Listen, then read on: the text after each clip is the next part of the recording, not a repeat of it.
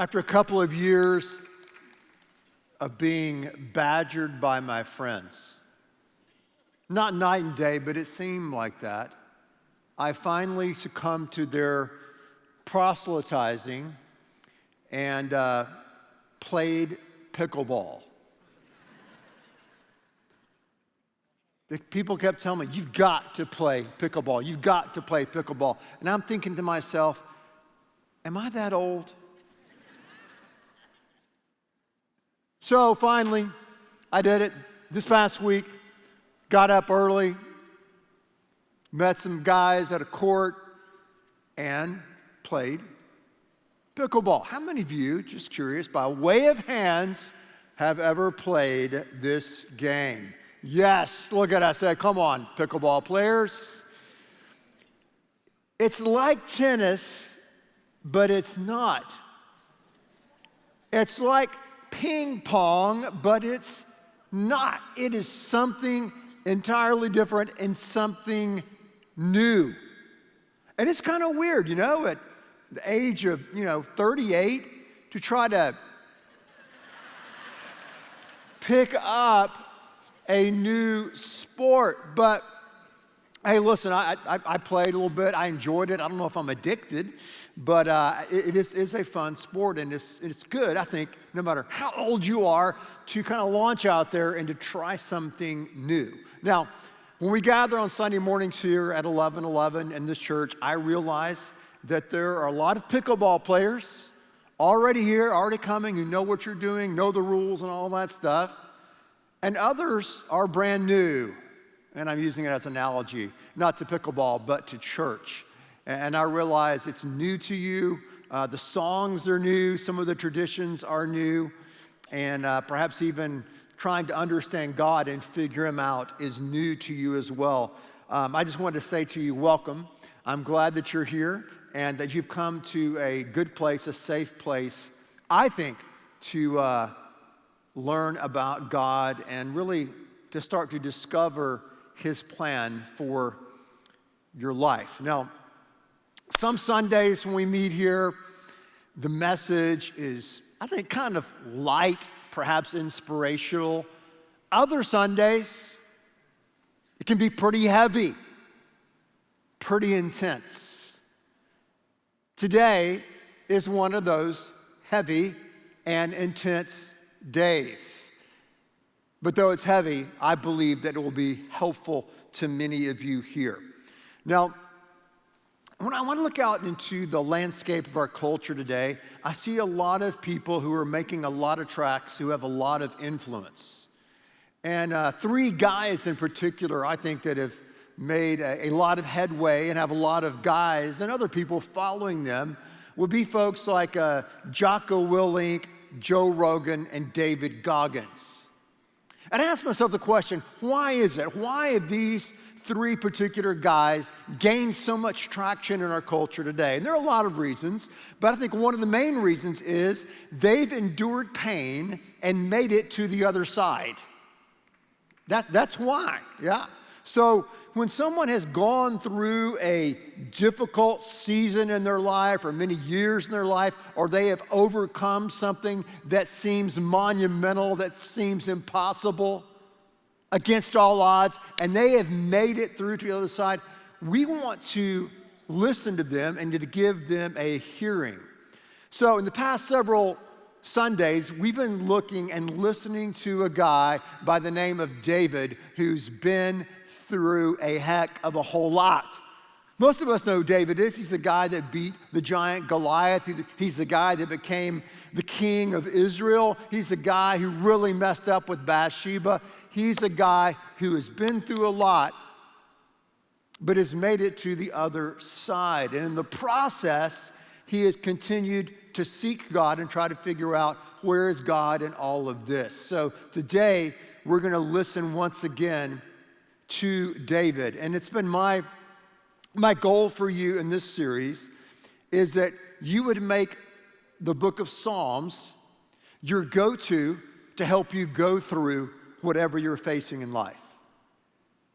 As I've progressed in the years in my life, as I've gone through seasons of being on the mountaintop and being in the valley and being in the ditches of life, I have found Psalms, these ancient words, are so relevant and so real and so raw to help me face whatever I'm going through in my life. So my prayer for you, my goal for you, is that you'll begin to turn to the Psalms to help you go through whatever you're going through in your life right now. Today, we're looking at a heavy psalm, Psalm chapter number 6. So if you have the Bible, open right to the middle. So practical, right to the middle of the Bible, right in the middle of your life, maybe in the middle of your own struggle, and we find Psalm chapter number 6, verse 1. David writes, "O Lord, don't rebuke me in your anger or discipline me in your rage. Have compassion on me, for I am weak. Heal me, Lord, for my bones are in agony. I am sick at heart. How long, O Lord, how long?" Do you ever ask that question? How long, God? How long is this trial going to last? How long do I have to endure this pain? The book of Psalms gives us permission to be honest with God, to ask those questions that sometimes we dare think we should not ask. Psalm says, ask those questions. God welcomes our honesty. Maybe some of you are asking that question right now. God, how long? Look at verse 4. He writes, "Return, O Lord, and rescue me. Save me because of your unfailing love. For the dead do not remember you. Who can praise you from the grave?" In other words, God, help me right now. Once I'm dead and gone and pushing daisies and all that, it's a little too late for the rescue. Help me now. Intervene now. David's got a good dose of 21st century impatience.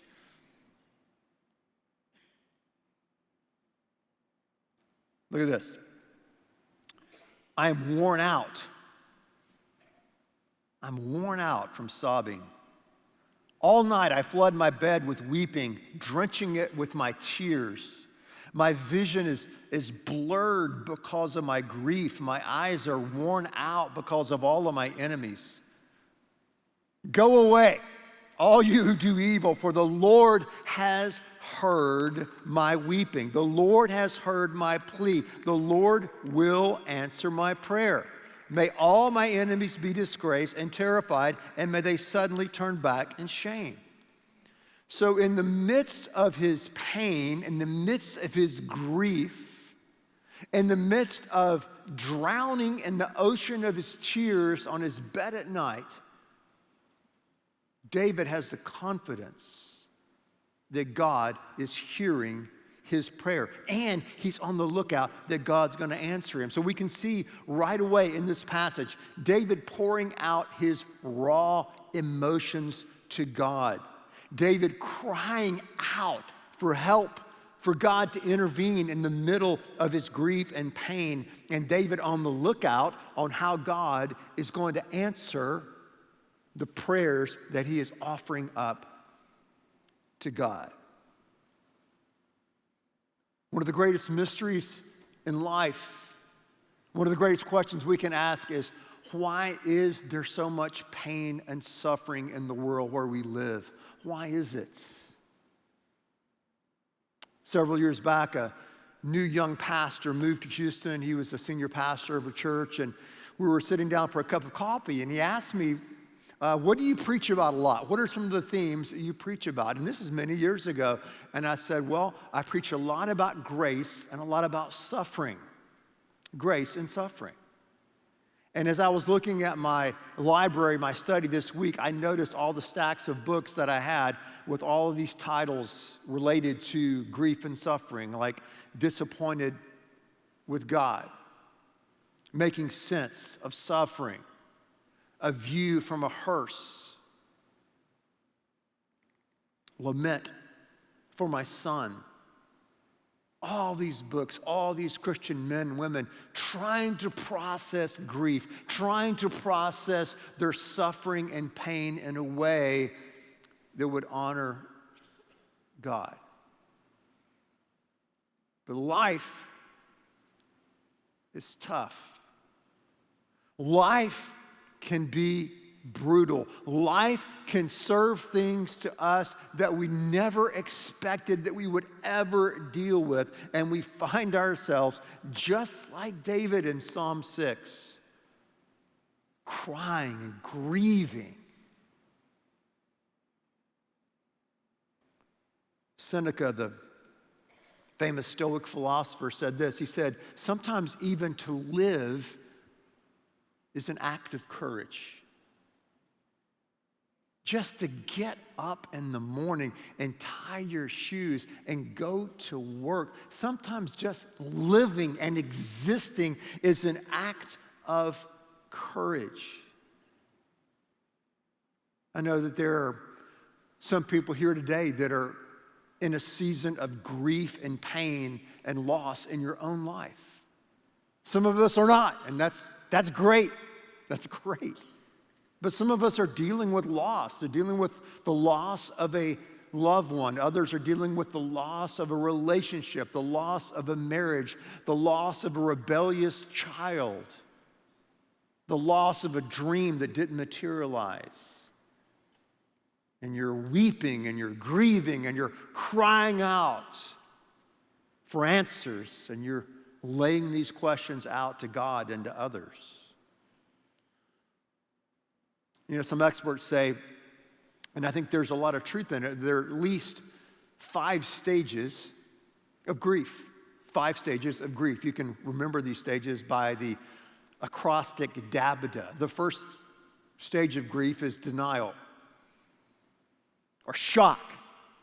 I can't believe that happened. I'm just not going to believe it. And you live in shock and denial. That's sometimes the first stage of grief. The second stage of grief is anger. Why did this happen? Why did this happen to me? Why did this happen to us? And you're angry and you're just on the edge and you're just ready to go. That's another stage of dealing with grief and loss, is anger. Third stage is bargaining. You try to cut a deal with God or someone else to try to reverse the consequences or the pain that's happening in your life, and so you bargain. That's the third stage of grief. And the fourth stage of grief that a lot of us have been through is depression.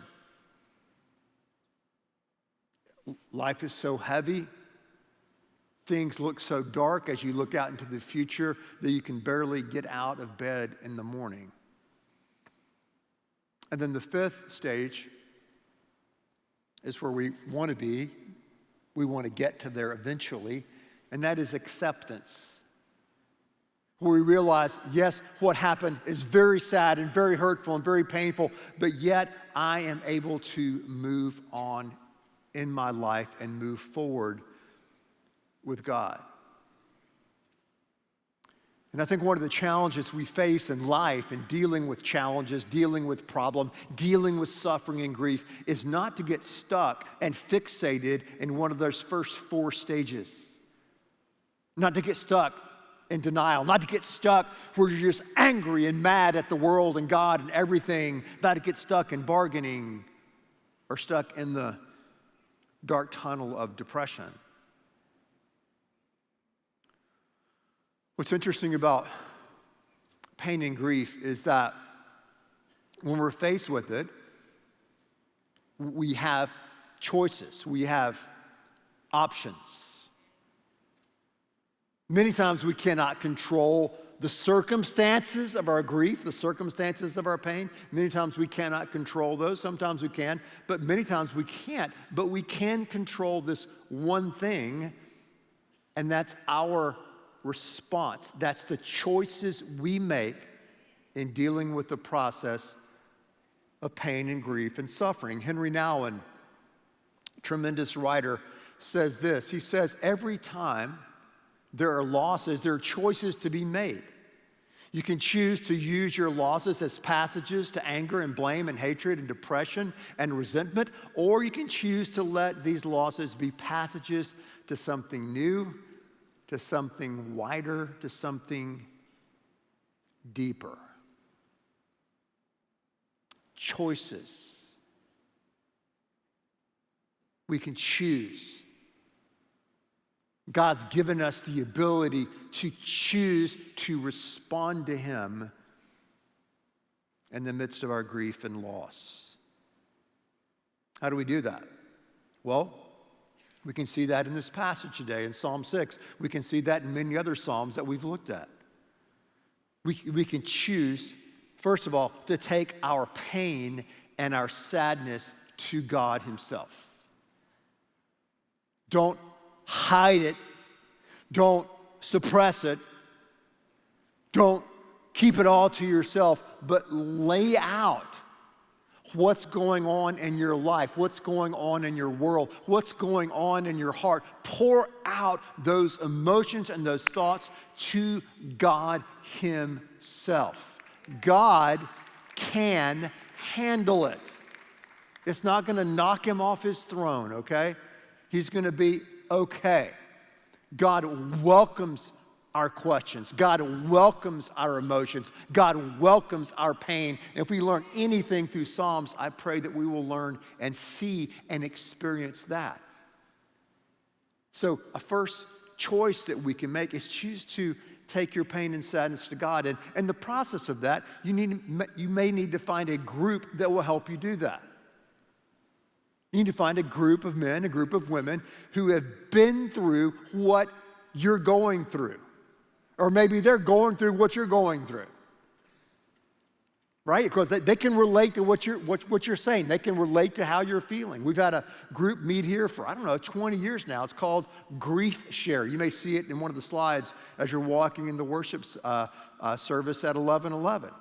And Grief Share is obviously for people who are going through a time of grief, a time of great loss. And they meet and they pray and they seek God's word and they seek to find God's presence in the midst of their pain and suffering. Maybe you need to find someone who's a counselor, someone who can help you, someone you can pour this circumstance out, pour this pain out before them. Listen, there are many circumstances in life, many things that happen to you in life that require help from the outside. David killed giants. David led a nation. David wrote a good chunk of the Bible, and yet David realized, whoa, I'm in a situation that requires help from the outside. Sometimes you need someone else. Sometimes you need a good friend, a good pastor, a good counselor who can sit down and listen to you and help you as you're trying to process this grief and hurt and pain before God. We have choices. In the midst of the pain, in the midst of the grief, choose to process that and pour that out before God. Also, choose to receive God's strength, God's provision, one day at a time. Because here's what happens. When you're in the midst of a time of great grief, a time of suffering, you start trying to think about what's going to happen tomorrow and what your life's going to be like next week or next month or next year. Usually we have a tendency to project into the future the most worst, awful, catastrophic life that we can imagine on the worst dystopian science fiction film. We start thinking, we can't even think about that. And then we start getting real-time anxiety, real-time pain about something that hasn't happened yet. And here's the problem with this projecting or predicting our own future, is that so many times we project our own future, we worry about a future, but we never factor in the grace and the provision of God. So listen, if you're in the middle of it right now, in the midst of a time of grief and pain and suffering, you know what? Your life may actually get worse. It may get worse. Have a nice day. It's going to get worse. But you know what? God will be there in your worst. Does that make sense? He is not going to leave you alone. He's not going to leave you alone. He's going to provide for you. He's going to be there for you. He's going to provide you what you need. Here's the tricky part. When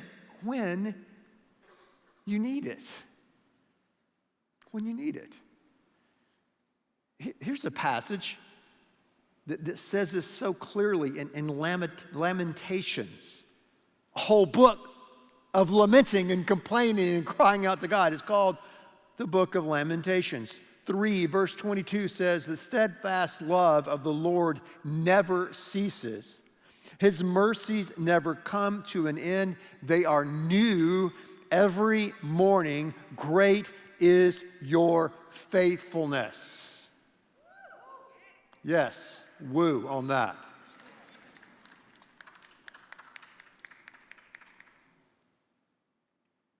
God is faithful. God provides us manna, bread for that particular day and that particular moment. Don't think about the future of your life, the future of your grief without factoring in the provision and the grace of God in your life. But we have to choose to receive that grace on a daily basis. A daily basis. We come before God and say, God, help me. God, provide for me. God, guide me in this day, in this moment. And His mercies, His provisions are new every morning. They're new every morning.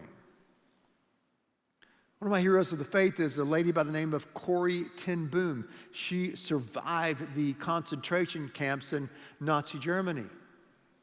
And someone asked her sister was there with her in a camp and her sister died.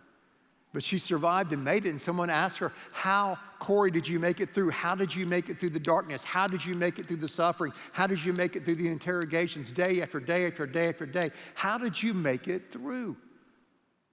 And Corrie told the story. She said, well, when I was a little girl growing up in Holland, and my dad would buy me a ticket to go on a train ride to Amsterdam. He didn't give me the ticket. He bought it weeks in advance, but he didn't give me the ticket weeks in advance. He didn't give me the ticket 2 weeks before the trip. He didn't give me the ticket a week before the trip. He didn't give me the ticket a few days before the trip because, I didn't need it yet and I might lose it. But my dad gave me the ticket the day I got on the train, the day I needed it. And she said, when I was in these hellish, dark, painful concentration camps, God gave me the strength to make it through that day when I needed it. His mercies, His strength, His power is new every morning. Every morning. That's the gospel of God's grace. We may wear out and get tired and not have enough. God always has enough. God, hey, it's me. It's me again. It's Monday morning. God, it's me. Is that you again, Ben? Yes, it's me. I need prayer. I need help. I need your provision to make it through this day. And God is faithful. His mercies are new every morning. They're new every morning.